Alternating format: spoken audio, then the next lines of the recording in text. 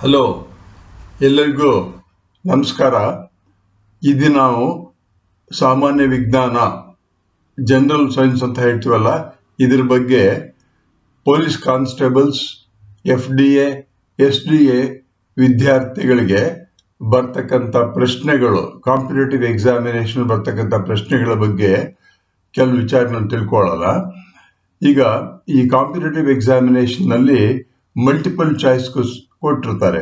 Multiple choice ಅಂದ್ರೆ 4 alternatives ಇರುತ್ತೆ.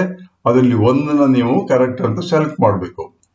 ಆದ್ರೆ ಪರೀಕ್ಷೆಯಲ್ಲಿ ಏನಾಗುತ್ತಪ್ಪ ಅಂದ್ರೆ 5, 6, 7, 8, 9, 10ನೇ ತರಗತಿಯ ವಿಜ್ಞಾನದಲ್ಲಿರ್ತಕ್ಕಂಥ ಎಲ್ಲಾ ವಿಚಾರಗಳ ಬಗ್ಗೆ ಪ್ರಶ್ನೆಗಳು ಕೇಳಿರ್ತಾರೆ. ಯಾವುದೋ 4, 5, 6 ಹೀಗೆ ಪ್ರಶ್ನೆಗಳು ಫಿಸಿಕ್ಸ್ ಅಲ್ಲಿ, ಕೆಮಿಸ್ಟ್ರಿಯಲ್ಲಿ, ಬಯಾಲಜಿಯಲ್ಲಿ, ಎಲ್ಲ ತಂತ್ರಜ್ಞಾನದಲ್ಲಿ ಎಲ್ಲದರಲ್ಲೂ ಬರ್ತಾ ಇರುತ್ತೆ. ನೀವು ಆ 100 ಪ್ರಶ್ನೆಗಳ ಒಂದು ಪತ್ರಿಕೆ ನೋಡಿದ ತಕ್ಷಣ ನಿಮಗೆ ಅನೇಕ ವಿಚಾರಗಳು ಮರ್ತೋಗ್ಬಿಡುತ್ತೆ. ಆಂಗ್ಸೈಟಿ ಶುರುವಾಗುತ್ತೆ. ಆಂಗ್ಸೈಟಿ ಅಂತ ಹೇಳ್ತೀವಲ್ಲ, we become tension.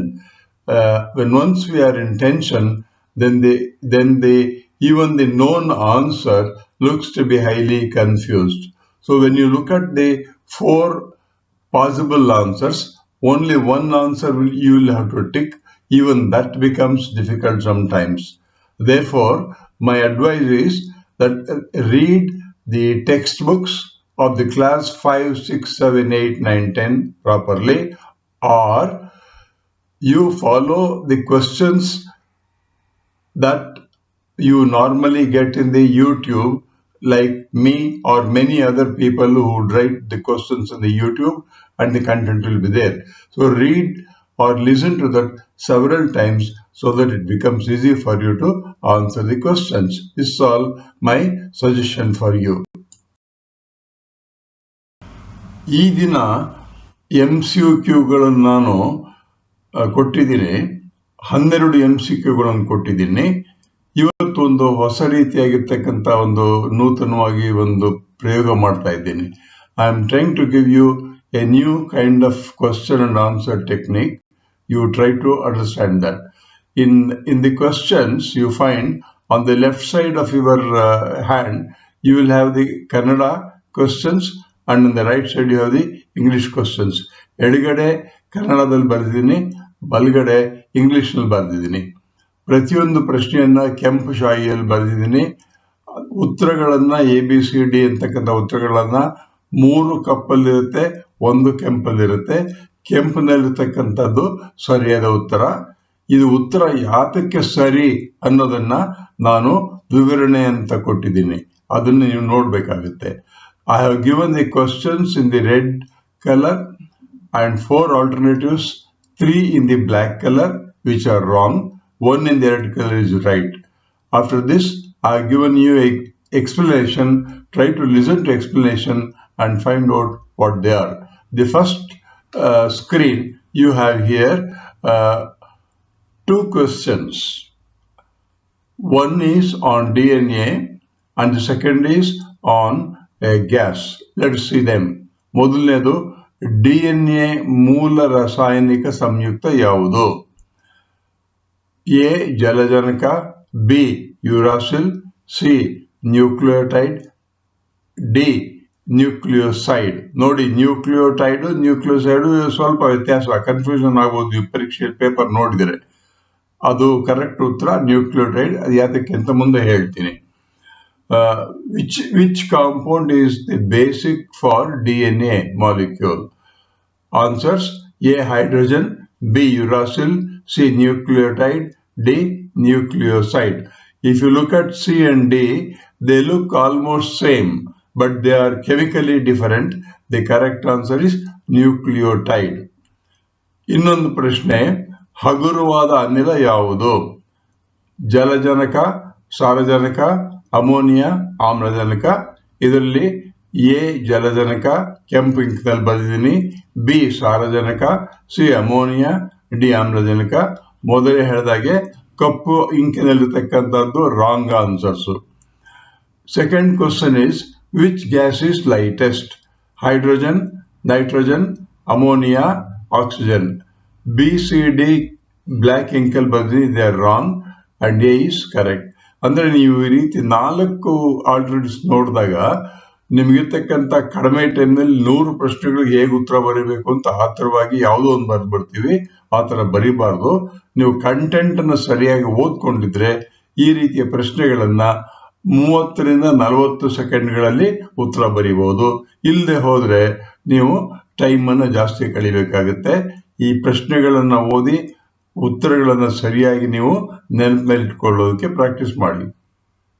Try to remember the answers and try to practice the answers so that you can answer the question in 30 or 40 seconds. ನಾನು ಹಿಂದೆ ಮೊದಲನೇ ಪ್ರಶ್ನೆ ಕೊಟ್ಟಿದ್ದೀನಿ DNA ಬಗ್ಗೆ. ಇಲ್ಲಿ DNA ಬಗ್ಗೆ ವಿವರಣೆ ಕೊಡ್ತಾ ಇದ್ದೀನಿ. I am trying to give you explanation about the DNA. If you remember this, you can answer many questions on DNA. ಇಲ್ಲಿ ನೋಡಿ, ನಿಮ್ಮ ಎಡಗಡೆ ಭಾಗದಲ್ಲಿ ಎ ಅಂತ ಕನ್ನಡದಲ್ಲಿ ಬರೆದಿದ್ದೀನಿ. ಅಲ್ಲಿರೋ ಒಂದು ಚಿತ್ರ ನೋಡಿ, ಬಿ ಅನ್ನೋ ಚಿತ್ರ ನೋಡಿ. ಹಾಗೆ ಬಲಭಾಗದಲ್ಲಿ ಒಂದೇ ಒಂದು ಸಿಂಗಲ್ ಸುರುಳಿ ಇರತಕ್ಕಂಥ ಚಿತ್ರ ನೋಡಿ, 2 ಸುರುಳಿ ಚಿತ್ರ ನೋಡಿ. There are 4 figures in this particular slide. You see the first one in Kannada A, B, and then in the right side you have 2 figures. One is single spiral, second is 2 spirals are there. Now let's see what they are. A ಅಂತಕ್ಕಂಥ ಚಿತ್ರದಲ್ಲಿ ಕೊಟ್ಟರು ನಾನು nucleoside. ಅಲ್ಲಿ ಏನಿದೆ ನೋಡಿ, ಕೆಂಪು ಭಾಗದಲ್ಲಿರ್ತಕ್ಕಂಥದ್ದಕ್ಕೆ phosphate ಅಂತ ಕರೀತಾರೆ. ಮತ್ತೆ ಕಪ್ಪು ಭಾಗದಲ್ಲಿರ್ತಕ್ಕಂಥ 5 ಕೋನ ಚಿತ್ರ ಇದೆಯಲ್ಲ, ಅದಕ್ಕೆ ಪೆಂಟಾ ಶುಗರ್ ಅಂತ ಕರೀತಾರೆ. ಪೆಂಟಾ ಅಂದ್ರೆ 5 ಕಾರ್ಬನ್ ಇರ್ತಕ್ಕಂಥ ಒಂದು ಸಕ್ಕರೆ. ಅದರಲ್ಲಿ ರೈಬೋಸ್ ಆಗ್ಬೋದು ಅಥವಾ ಡಿ-ಆಕ್ಸಿ ರೈಬೋಸ್ ಆಗ್ಬೋದು.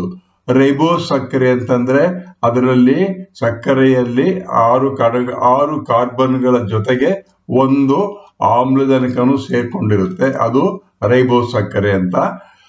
ಆಮ್ಲಜನಕ ಇಲ್ಲದೆ ಹೋದ್ರೆ ಅದು ಡಿ-ಆಕ್ಸಿ ರೈಬೋಸ್ ಆಗುತ್ತೆ. ಅದು ಮುಂದಿನ ತರಗತಿಯಲ್ಲಿ ನೀವು ತಿಳ್ಕೋಬಹುದು. ಈಗ ಇಷ್ಟು ತಿಳ್ಕೊಳ್ಳಿ. ನ್ಯೂಕ್ಲಿಯೋಸೈಡ್ ಅಂದ್ರೆ ಎರಡು ರಾಸಾಯನಿಕಗಳು ಸೇರ್ಕೊಂಡಿರುತ್ತೆ. ಒಂದು ಫಾಸ್ಫೇಟ್, ಇನ್ನೊಂದು ಪೆಂಟೋ ಶುಗರ್ ಅಂತ. See, this is the A is a diagram given in for nucleoside. In the nucleoside, there are 2 compounds. One, the red color is called the phosphate molecule, and the black one, which has got like a pentagon, it's called the pentose sugar. There are 2 types of pentose sugars. One is called ribose. It contains oxygen in its composition. Second is called deoxyribose. It has no oxygen in that. So it may be nucleoside, may be either ribose nucleoside or deoxyribose nucleoside. Chitra B ನೋಡಿ ನೀವು, ಅದು nucleotide. ಅದು ನಿಮಗೆ ಪ್ರಶ್ನೆ correct ಆದ ಉತ್ತರ ಮೇಲಿನ ಪ್ರಶ್ನೆಗೆ. ಅಲ್ಲೇನಾಗಿದೆ ನೋಡಿ, ಫಾಸ್ಫೇಟ್ ಇದೆ, ಪೆಂಟೋಸ್ ಶುಗರ್ ಇದೆ, ಜೊತೆಗೆ ಇನ್ನೊಂದು ನೀಲಿ ಬಣ್ಣದಲ್ಲಿ ಒಂದು 4 ಮೂಲೆ ಇರ್ತಕ್ಕಂಥ ಒಂದು ಚಿತ್ರ ಕೊಟ್ಟಿದ್ದೀನಿ. ಅದು ನೈಟ್ರೋಜನ್ ಕಾಂಪೌಂಡ್, ನೈಟ್ರೋಜನ್ ಬೇಸ್ ಅಂತ ಕರೀತಾರೆ ಅದಕ್ಕೆ. ಅದು nucleotide. In the figure B you have 3 compounds attached to the same thing. One is phosphate, second is a pentose sugar, third is a nucleotide. There are 5 kinds of nucleotides. The nucleotides are adenine, thymine, uracil, cytosine, and G is glycine.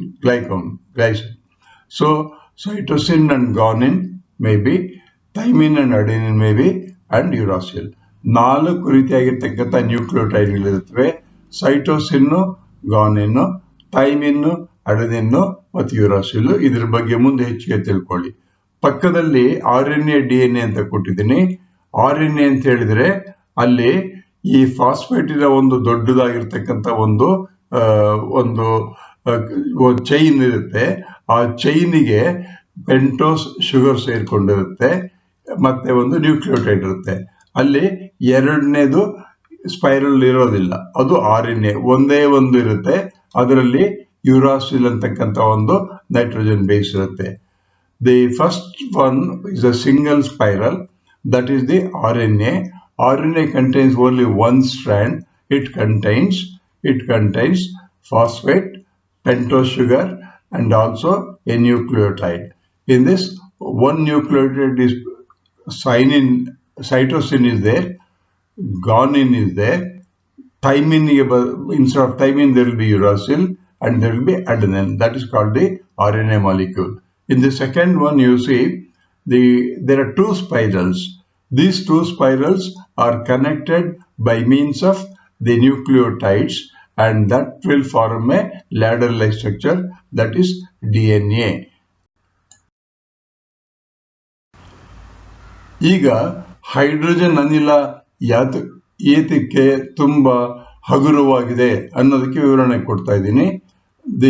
I have explained here why hydrogen gas is lightest in all the chemicals. Let us see.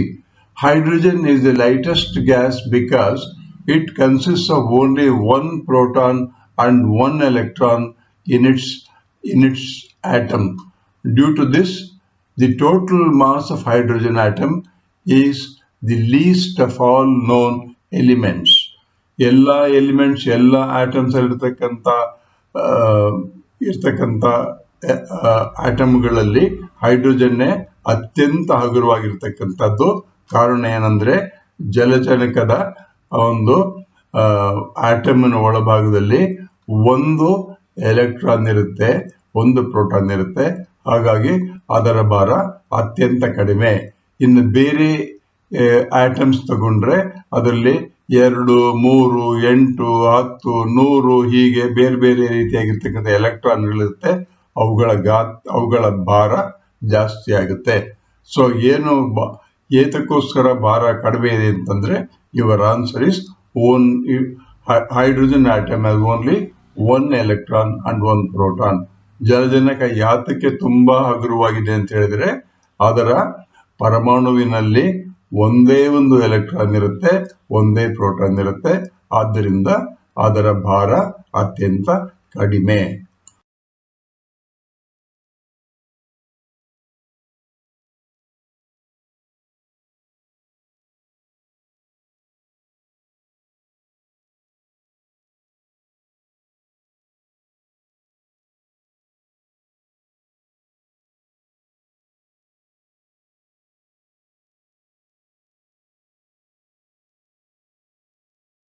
ಇಲ್ಲಿ ಇನ್ನೂ 2 ಪ್ರಶ್ನೆಗಳನ್ನು ಕೊಟ್ಟಿದ್ದೀನಿ.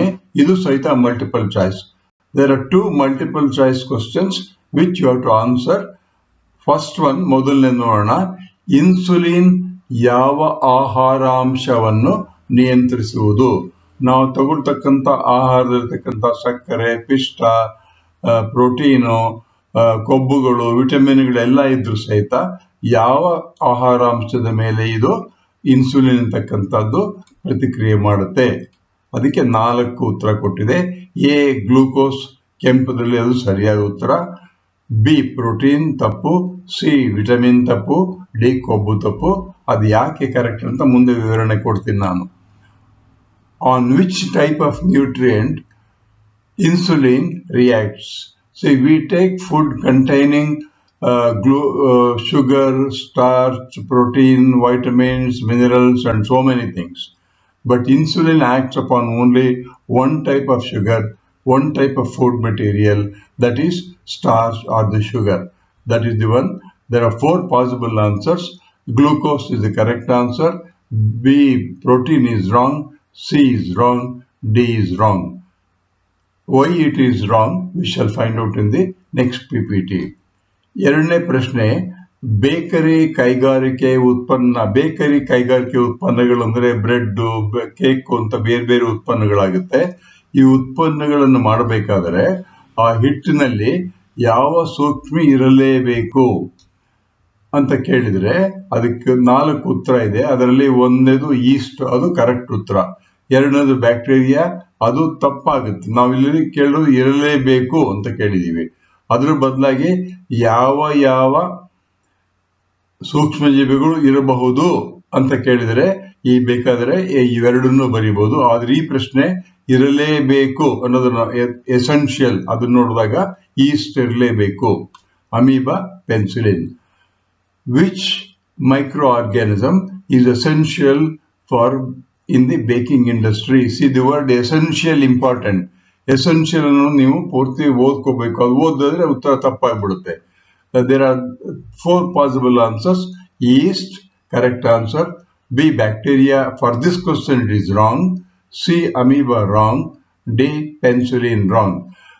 ಈಗ ಪ್ರಶ್ನೆ ಸ್ವಲ್ಪ ಬದಲಾಯಿಸಿದ್ರೆ which microorganism pair is essential or important for bakery industry ಅಂತ ಕೇಳಿದಾಗ ಅಲ್ಲಿ ಪೇರ್ ಆಗ್ಬೋದು.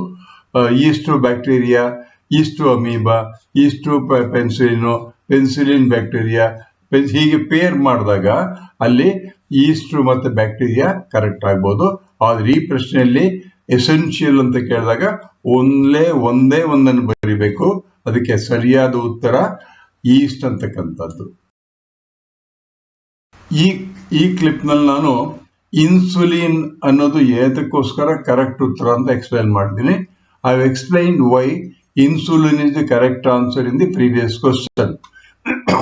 Insulin is a hormone that regulates the level of sugar or glucose in the blood, and that is produced by beta cells of the islets of Langerhans in the pancreas. You know that our digestive system contains many parts. One of them is called the pancreas. Inside the pancreas there is a small group of cells called islets of Langerhans, and they produce the hormones. One of them will be a beta cell group will produce the insulin. So insulin is a hormone. Insulin is secreted when the level of blood glucose rises after the meal. Insulin ಯಾವಾಗಲೂ ಇರೋದಿಲ್ಲ. Insulin is produced only when the glucose sugar in the blood rises to some extent.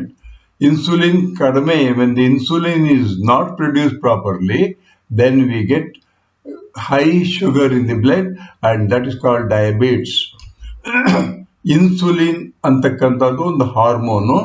ಈ hormone ನಮ್ಮ ಶರೀರದಲ್ಲಿ ಮೇದೋಜೀರಕ ಅಂತ ಒಂದು ಅಂಗದಲ್ಲಿ islets of ಲ್ಯಾಂಗರ್ಹ್ಯಾನ್ಸ್ ಅಂತಕ್ಕಂಥ ಕೋಶಗಳಲ್ಲಿರುತ್ತೆ.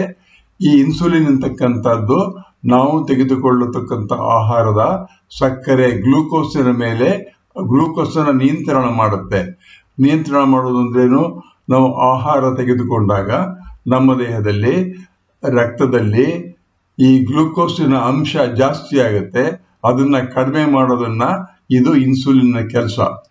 ಅಕಸ್ಮಾತ್ ಆಗಿ ಗ್ಲೂಕೋಸು ಕಡಿಮೆ ಆಗದೆ ಹೋದರೆ ಅಂತವ್ರಿಗೆ ಡಯಾಬಿಟಿಕ್ ರೋಗ ಅಂತ ಬರುತ್ತೆ. ಅವರಲ್ಲಿ ಇನ್ಸುಲಿನ್ ಕಡಿಮೆ ಆಗ್ತಾ ಇರುತ್ತೆ. ಆವಾಗ ಇನ್ಸುಲಿನ್ ಇಂಜೆಕ್ಷನ್ ತಗೊಳ್ತಾರೆ. ಇದನ್ನು ಜ್ಞಾಪಕ ಇಟ್ಕೊಳ್ಳಿ.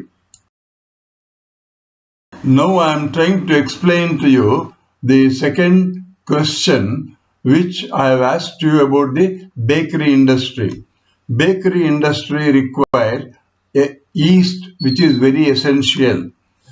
Yeast is being used in the products of like bread and other items that is manufactured in the bakery, because yeast along with the dough which contains some sugar react and produce a chemical reaction called fermentation. Fermentation will produce carbon dioxide, which is responsible for making bread soft and spongy. Other microorganisms are not essential. The word essential ಅನ್ನು ನೆನಪಿಸ್ಕೋಬೇಕು. ಈ bakery ಕೈಗಾರಿಕೆಯಲ್ಲಿ ನಾವು East ಅನ್ನ East ಬೇಕೇ ಬೇಕು ಅಂತ ಪ್ರಶ್ನೆಯಲ್ಲಿ ಕೇಳಿದ್ವಿ. ಯಾತಕ್ಕೆ ಬೇಕೇ ಬೇಕು ಅಂತ ಕೇಳಿದ್ರೆ ಅದು ಬ್ರೆಡ್ ಮಾಡ್ತಕ್ಕಂಥ ಹಿಟ್ಟಿನಲ್ಲಿರ್ತಕ್ಕಂಥ ಸಕ್ಕರೆಗಳ ಜೊತೆ ಸೇರ್ಕೊಂಡಾಗ ಫರ್ಮೆಂಟೇಶನ್ ಅಂತ ಒಂದು ಕ್ರಿಯೆ ಆಗುತ್ತೆ. ಆ ಕ್ರಿಯೆಯಲ್ಲಿ ಇಂಗಾಲದ ಡೈಆಕ್ಸೈಡ್ ಬಿಡುಗಡೆ ಆಗುತ್ತೆ. ಇಂಗಾಲದ ಡೈಆಕ್ಸೈಡ್ ಬ್ರೆಡ್ ಅನ್ನ ಏನ್ ಮಾಡುತ್ತೆ ಅಂತಂದ್ರೆ ಉಬ್ಬಿಕೊಳ್ಳೋದಕ್ಕೆ ಸಹಾಯ ಮಾಡುತ್ತೆ. ಬ್ರೆಡ್ ಉಬ್ಕೊಂಡಾಗ ಅದು ಸಾಫ್ಟ್ ಆಗಿರುತ್ತೆ, ಸ್ಪಾಂಜಿ ಆಗಿರುತ್ತೆ. ಈ ಬ್ರೆಡ್ ಉಬ್ಕೊಳ್ಳೋದಕ್ಕೆ ಫರ್ಮೆಂಟೇಶನ್ ಅಂತ ಒಂದು ರಾಸಾಯನಿಕ ಕಾರಣ. ಆ ಕ್ರಿಯೆಗೆ ಈಸ್ಟ್ ಬೇಕೇ ಬೇಕು. ಈಸ್ಟ್ ಬೇಕೇ ಬೇಕು ಅನ್ನೋ ಪದ ಇಲ್ಲದೆ ಬೇಕೇ ಬೇಕು ಅನ್ನೋ ಪದ ಇದ್ದರೆ 2 ಉತ್ತರ ಬರೀಬಹುದು. ಆದ್ರೆ ಇಲ್ಲಿ ಬೇಕೇ ಬೇಕು ಅಂತ ಇರೋದ್ರಿಂದ ಒಂದೇ ಉತ್ತರ. ಅದಿಲ್ದೇನೆ ಈ ಬ್ರೆಡ್ ಮಾಡೋದಕ್ಕೆ ಯಾವ್ಯಾವ ಮೈಕ್ರೋ ಆರ್ಗಾನಿಸಮ್ಸ್ ಬೇಕು ಅಂತ ಕೇಳಿದಾಗ ಈಸ್ಟ್ ಮತ್ತೆ ಬ್ಯಾಕ್ಟೀರಿಯಾ ಅಂತ ಬರೀಬಹುದು. ಆದ್ರೆ ಈ ಪ್ರಶ್ನೆಗೆ ಸರಿಯಾಗಿ ನೋಡಿದಾಗ ಎಸೆನ್ಷಿಯಲ್ ಅಂತ ಒಂದು ವರ್ಡ್ ಇದೆ. ಆ ಎಸೆನ್ಷಿಯಲ್ ಅಂತ ವರ್ಡ್ ಇರೋದ್ರಿಂದ ಇದಕ್ಕೆ ಸರಿಯಾದ ಉತ್ತರ ಈಸ್ಟ್ ಮಾತ್ರ.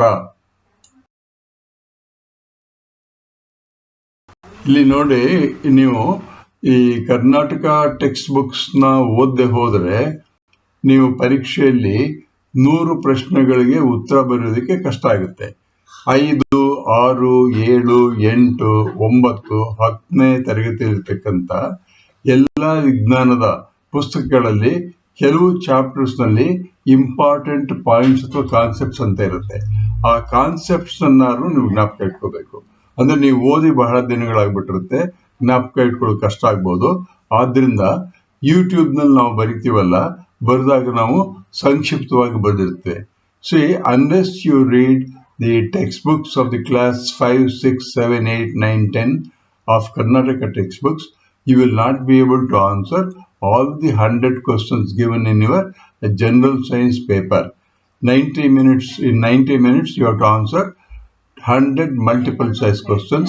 When you look at the multiple choice question, the sheer number, you feel completely tensed up and you become anxious. But to overcome that, you must understand the concepts very clearly. To understand the concepts, either you must read the textbooks or you must look at read the textbooks or you must listen to YouTube. People like me, there are so many YouTube clips are available about this content. When you listen to this content, perhaps that will help you to remember many things. Therefore, friends, read your textbook, listen to YouTube, view the clips, try to remember. ನಿಮಗೆ ಈ ರೀತಿ ಪ್ರಶ್ನೆಗಳು ಉತ್ತರವನ್ನು ಕೊಟ್ರೆ ಸಹಾಯವಾಗಬಹುದು ಅಂತಕ್ಕಂಥ ಒಂದು feedback ನೀವು YouTube ಅಲ್ಲಿ ಕೊಟ್ರೆ, ನಾನು ಈ ರೀತಿಯ ಪ್ರಶ್ನೆಗಳನ್ನು ಮುಂದೆ ಆ ಜೊತೆಗೆ ಅವುಗಳಿಗೆ ವಿವರಣೆಯನ್ನು ಕೊಡ್ತೀನಿ. ಆಗ ನೀವು 5, 6, 7, 8 ಮತ್ತು 10ನೇ ತರಗತಿಯ ಎಲ್ಲಾ ಕಾನ್ಸೆಪ್ಟ್ಸ್ ನ ನೀವು ರಿವ್ಯೂ ಮಾಡೋದಕ್ಕೆ ಅನುಕೂಲ ಆಗ್ಬೋದು. ಎಲ್ಲರಿಗೂ ಒಳ್ಳೇದಾಗ್ಲಿ. ನಮಸ್ಕಾರ. ಫೀಡ್ಬ್ಯಾಕ್ ದಯವಿಟ್ಟು ಕೊಡಿ.